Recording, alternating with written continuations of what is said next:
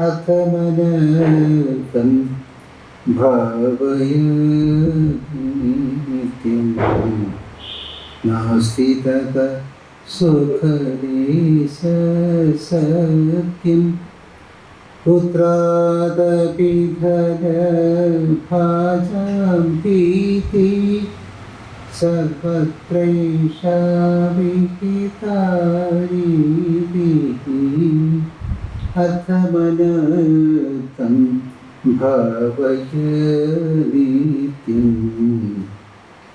അർത്ഥം എന്ന് പറയുന്നത് കേൾക്കാൻ സുഖമുള്ളതാണെങ്കിലും അനർത്ഥമാണ് എന്നാണ് ഇവിടെ ശങ്കര ശിഷ്യൻ പ്രതിപാദിക്കുന്നത്. അർത്ഥം എന്ന് പറയുന്നത് അനർത്ഥമാണ് എന്ന് പറഞ്ഞാൽ എന്താണ്? അർത്ഥം എപ്പോഴും സുഖകരമായിരിക്കുന്നതിനെ തരുന്നത്. ധനം സുഖകരമായിരിക്കുന്നതിന് അർത്ഥം അനർത്ഥമാണെന്ന് ശങ്കര ശിഷ്യൻ പറയുകയാണെങ്കിൽ പിന്നെ എങ്ങനെയാണ് പുരുഷാർത്ഥമായിട്ട് അതിനെ കാണാൻ? അർത്ഥം ധർമ്മ അർത്ഥകാമമോക്ഷങ്ങൾ എന്ന് പറയുന്നതോ എന്ന് വിചാരിക്കും. അർത്ഥം തീർച്ചയായിട്ടും ഉണ്ടായേ മതിയാവുകയുള്ളൂ. ധർമ്മ അർത്ഥകാമമോക്ഷങ്ങളെ കുറിച്ച് നമ്മൾ വ്യത്യസ്തമായ വിശദീകരണം നമ്മൾ ഉണ്ടാക്കി കൊടുത്തിട്ടുണ്ട്. എന്താണെന്ന് അറിയാമോ? ഒരുവന് ആവശ്യമായ കർമ്മങ്ങളുടെ സമ്പാദ്യം, collection, gathering of deposit of a karma, of karmas, merits in order to live a purposeful life or fruitful life. അതാണ് അർത്ഥം എന്ന വ്യാഖ്യാനം. അല്ലാതെ സമ്പാദിക്കുന്ന നാണയത്തുട്ടുകളുടെ കാര്യമല്ല ധർമാർത്ഥ കാമമോക്ഷങ്ങൾ. ധർമ്മത്തിൽ കൂടി ഉള്ള ആചരണം കൊണ്ട് നല്ല മെറിറ്റ്സ്, പുണ്യങ്ങൾ സമ്പാദിക്കുന്നു. ആ സമ്പാദ്യം കൊണ്ട് അതിൻ്റെ ഉപമായിട്ട് എന്തുണ്ടാകുന്നു? ധനമുണ്ടാകും. പിന്നല്ലാതെ ധനം ഉണ്ടായാലേ പറ്റുള്ളൂ. എന്തൊക്കെ പുണ്യം ഉണ്ടാകുന്നു ആ പുണ്യത്തിൻ്റെ ആധിക്യം കൊണ്ട് അവന് സുഖഭോഗങ്ങൾ വരുന്നു, അതിൻ്റെ പിറകെ വരുന്നു. ആ സുഖഭോഗങ്ങൾക്ക് ആവശ്യമായ ധനവും വരുന്നു. ഇതെല്ലാം ഉണ്ടായ പിറകെ വരുന്നു. അല്ലാതെ അവിടെ പുണ്യവാനാണ് പക്ഷെ ധനമില്ല എന്ന് പറയുന്നൊക്കില്ല. ആ ധനം ആർജിക്കുന്നതിനുള്ള കർമ്മങ്ങൾ ചെയ്തിട്ടുണ്ടോ അവൻ ദാനധർമാദികളിൽ ഏർപ്പെട്ടുണ്ടോ? അവരെവിടെയൊക്കെ ധനം അവൻ ചെലവഴിച്ചിരിക്കുന്നു? സാറിന്നലെ മലക്കറി വാങ്ങിക്കാൻ പോകുന്നതിനെ കുറിച്ച് സംസാരിച്ചു. സാറിൻ്റെ കണക്കാണ് മലക്കറി മുഴുവൻ വാങ്ങിച്ചു. സച്ചിൻ്റെ ശ്രദ്ധ ഇപ്പം കിടക്കട്ടെ, 10 പേര് അറിയട്ടെ, അതിന് കുഴപ്പമൊന്നുമില്ല. അത്രയും പുണ്യം ഒന്ന് ഡിവൈഡ് ചെയ്ത് പോകും. പബ്ലിസിറ്റി കൊടുക്കും. സാർ പറഞ്ഞു എന്നോ പിടിച്ച് പറഞ്ഞിട്ടുണ്ട്, അതിനാണ് ഞാനിങ്ങനെ ചിലവാക്കുന്നത് പറഞ്ഞു. കറക്റ്റാണ്. നമ്മളിവിടെ ഒരു കാര്യം ചെയ്യുന്നെങ്കിൽ മനസ്സിലാക്കിക്കൊള്ളുക, അവിടെ ഡ്യൂ ആയിട്ടൊരു സാധനമുണ്ട്. ഇല്ലാതെ കൊടുക്കാൻ പോകുന്നില്ല. മറിച്ച് ഇവിടുന്ന് എടുത്തുകൊണ്ട് പോകാനേ തോന്നുള്ളൂ. എടുത്തുകൊണ്ട് പോകുന്നത് എന്താണ്? പലരുടെയും കർമ്മങ്ങൾ ഇങ്ങനെ കെട്ടിക്കിടക്കുന്നതിനെ കോരി എടുത്തുകൊണ്ട് പോവുകയാണ്. തോളത്തിട്ടുണ്ട് കൊണ്ടുപോയി അനുഭവിക്കാൻ വേണ്ടി. സന്തോഷമാണ്. അപ്പം ആരെയും ഇവിടെ വിലക്കില്ല. എന്തായാലും ഇത്തരത്തിൽ ആ കർമ്മത്തെക്കുറിച്ചുള്ള ഓർമ്മയില്ലാതിരിക്കുന്നത് കൊണ്ട് പാപാചരണങ്ങളിലേക്ക് പോകുന്നു. അറിയാതെ പാപാചരണങ്ങളിലേക്ക് പോകുന്നു. നമുക്ക് സ്വാഭാവികമായിട്ട് തോന്നും. ധനം നമ്മുടെ കയ്യിൽ ഇരിക്കുന്നതുകൊണ്ട് ഒരിക്കലും അത് ചിലവാക്കുന്നതിനെ കുറിച്ച് നമുക്ക് ആലോചന വന്നുകൊണ്ടിരിക്കും. അത് വേണോ വേണോ വേണോ എന്ന് പറയും. ഇത് എവിടുന്ന് വന്നു എന്നുള്ളത് മറന്നു പോകുന്നു. അതുകൊണ്ടാണ് അങ്ങനെ വരുന്നത്. ഇതൊക്കെ ഒരു സെക്കൻഡ് കൊണ്ട് പോയാൽ നേരെ എക്കിൾ എടുത്തിട്ട് മാറാതിരുന്നാൽ തന്നെ തീരുന്നു പൈസ. ആശുപത്രി പോകുന്നു, പൈസ കൊടുക്കുന്നു. ICU യൂണിറ്റ്, ഒരു അച്ഛൻ പറയുന്ന കഥയുണ്ട്. ICU എന്ന് പറഞ്ഞു കഴിഞ്ഞാൽ അവിടെ വേറൊന്നുമല്ല, അച്ഛൻ തമാശയായിട്ട് പറഞ്ഞാണ്. അവിടെ കിടന്ന് ദൈവത്തോട് പറയണം, ഞാൻ ദൈവമേ നിന്നെ തന്നെ കാണുന്നു ഇവിടെ എന്നാണ്. ICU യൂണിറ്റ് എന്ന് പറയുന്നത് ICU എന്നുള്ളതാണ് അർത്ഥം എന്നാണ് അദ്ദേഹം പറയുന്നത്. നല്ല തമാശയായിട്ട് പറയുന്നത്. കാരണം ICU യൂണിറ്റ് കിടന്നിട്ടുള്ളവരറിയാം, ഞാൻ കിടന്നിട്ടുള്ളതുകൊണ്ട് പറയാം. വെളിച്ച റെഡ് ലൈറ്റ് ഇട്ട സ്റ്റേഡിയം പോലത്തെ വെളിച്ചവും ധ്രുവപ്രദേശത്തെ പോലത്തെ തണുപ്പുമാണ്. രണ്ടും കൂടി ചേർന്ന് കഴിഞ്ഞാൽ നല്ല സുഖമാണ്. ഉറങ്ങാനേ ഒക്കില്ല എന്നുള്ളതാണ്. പിന്നെ ഈ ഓരോ കാർഡിയാക് പേഷ്യൻസിൻ്റെ ഒരു ICUവിലാണ് ഞാൻ കിടന്നിട്ടുള്ളത്. അപ്പോൾ അവിടെ എന്ത് ചെയ്തിട്ടുണ്ടെങ്കിൽ ഓരോ സെക്കൻഡിലും മരുന്നിന് വേണ്ടി ഓരോരുത്തർ മോണിറ്ററിങ്ങിന് വേണ്ടി അലാറം വെച്ചിട്ടുണ്ട്. അതൊക്കെ ഗ്രീക്കിനടിക്കുക, ആരുടെയും തിരിച്ച് സിസ്റ്റത്തിനകത്ത് എന്തെങ്കിലും ഫെയിലിയർ വന്നാൽ അത് കിടന്നടിക്കും. അത് മൊത്തത്തിൽ നമ്മളും കൂടെ ഈ നേഴ്സുമാരുടെ കൂടെ അറ്റൻഡ് ചെയ്തുകൊണ്ടിരിക്കും മനസ്സുകൊണ്ട് മൊത്തം.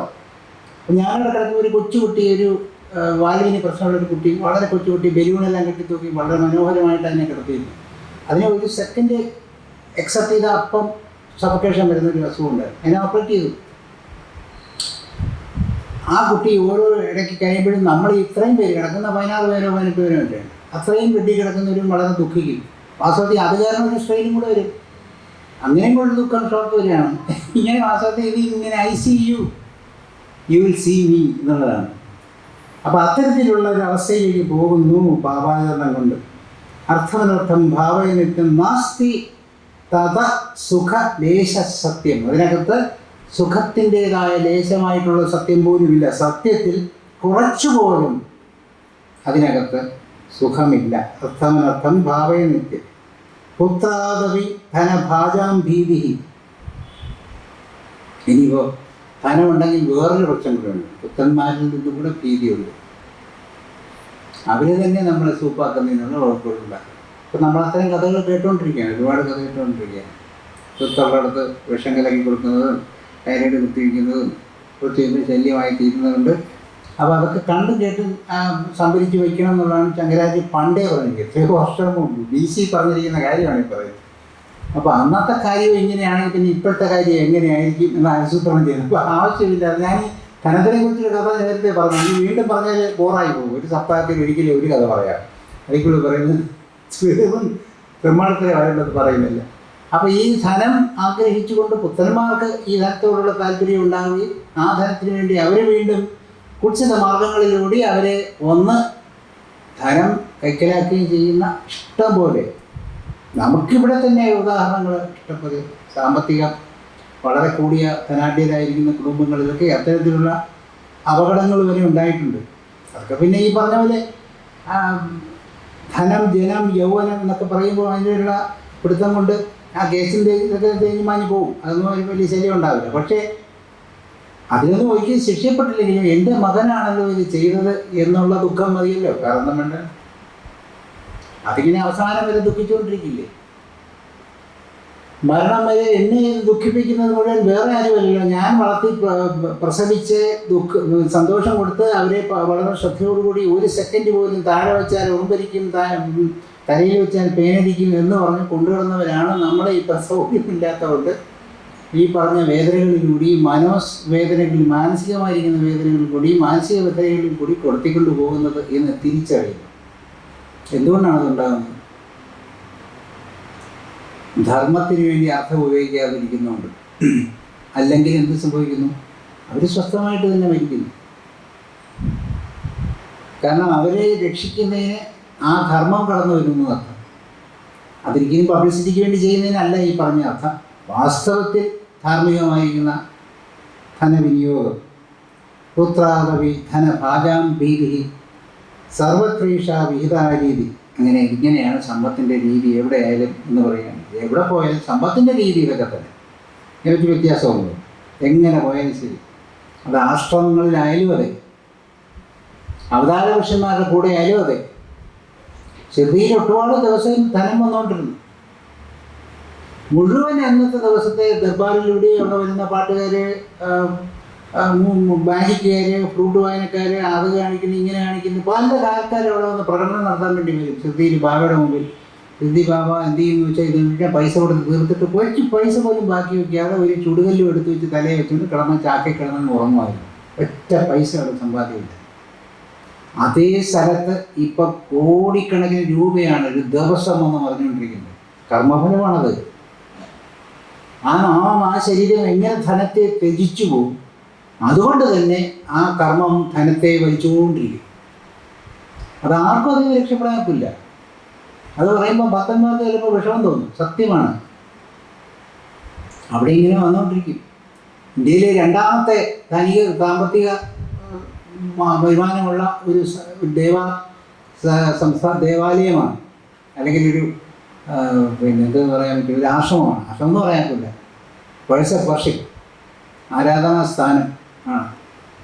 പണ്ടൊക്കെ എങ്ങനെയാണെന്ന് വെച്ചാൽ ചെറിയുടെ തലയിൽ കെട്ടുന്ന തലപ്പാവ് ലക്ഷക്കണക്കിന് രൂപയ്ക്ക് ലേലം വിളിക്കുമായിരുന്നു. അതൊക്കെ നിർത്തി. പിന്നെ എല്ലാവരും കൂടെ ഇടപെട്ട് നിർത്തി.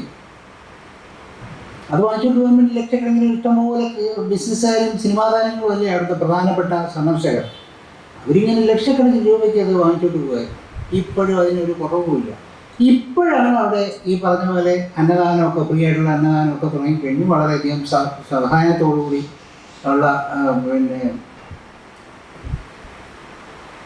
വാസസ്ഥാനങ്ങൾ റൂമുകളൊക്കെ ഉണ്ടാക്കി, ആശുപത്രി ഉണ്ടാക്കി, ഇങ്ങനെ പല കാര്യങ്ങളിലും ധാർമ്മികമായിട്ട് ചിലവഴിച്ചു തുടങ്ങി, വികസനത്തിന് വേണ്ടി ഉപയോഗിച്ചു തുടങ്ങി. മറ്റേ അതിനുവേണ്ടി അടിയായി കഴിഞ്ഞു.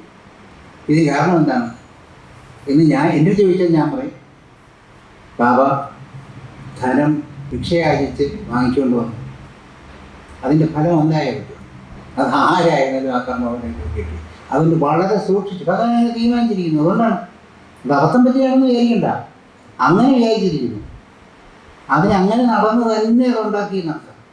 അപ്പോൾ ഓരോ ശരീരത്തിലേക്ക് പ്രവേശിക്കുന്നതിന് മുമ്പ് അതിനാവശ്യമായിരിക്കുന്ന കർമ്മങ്ങൾ വാങ്ങിച്ചു കൂട്ടുക എന്നുള്ളത് ഏത് അവതാരത്തിൻ്റെയും ധർമ്മമാണ്. അടുത്ത ജന്മങ്ങളിൽ ആരാണോ അവരെ രക്ഷിക്കേണ്ടത് അവരെ സംരക്ഷിച്ചുകൊണ്ടിരിക്കും.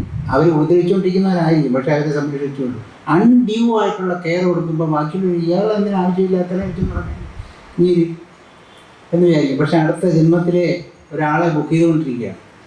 അടുത്ത ജന്മത്തെ ഉപദ്രവിക്കാനുള്ളവരെ എത്രയും സ്നേഹത്തോടുകൂടി പ്രവർത്തിക്കുന്നവരായതിനാൽ അവരെ ഇങ്ങനെ രാപകരി ചീത്ത വിളിച്ചുകൊണ്ടിരിക്കും. രാവിലെ തൊട്ട് തുടങ്ങുന്നു, സുപ്രഭാതത്തിന് പകരം ആ ഈ എന്ന് പറഞ്ഞുകൊണ്ട് തുടങ്ങുന്നു. കാരണം അടുത്ത ജന്മത്തെ ഉപദ്രവിക്കാനുള്ളവരെ റെഡിയാക്കിക്കൊണ്ടിരിക്കുകയാണ്. അങ്ങനെ ഉപദ്രവിച്ചാൽ മാത്രമേ അവർക്ക് വരാനൊക്കെ ഉള്ളൂ. ആ റോൾ അവർക്ക് എടുക്കണമെങ്കിൽ അത്ര ഉപദ്രവിക്കും. അങ്ങനെ അതിനകത്ത് വളരെ വളരെ വളരെ ശ്രമകരമായിരിക്കുന്ന ഒരു നിത്യവൃത്തിയിലൂടെയാണ് ഒരു ബുദ്ധം കടന്നു പോകുന്നത്. നമ്മൾ വിചാരിക്കും എന്തല്ലോ ചുമ്മാ ബുദ്ധം കഴിച്ചാൽ ശാന്തി ഇതൊന്നുമല്ല. ഓരോ കാലത്തിലും അതിൻ്റെ അണക്കതൂക്കുകൾ തൂക്കിക്കൊണ്ടായിരിക്കുന്നത്. അതാണ് സർവത്രീഷ വിഹിതാരീതി.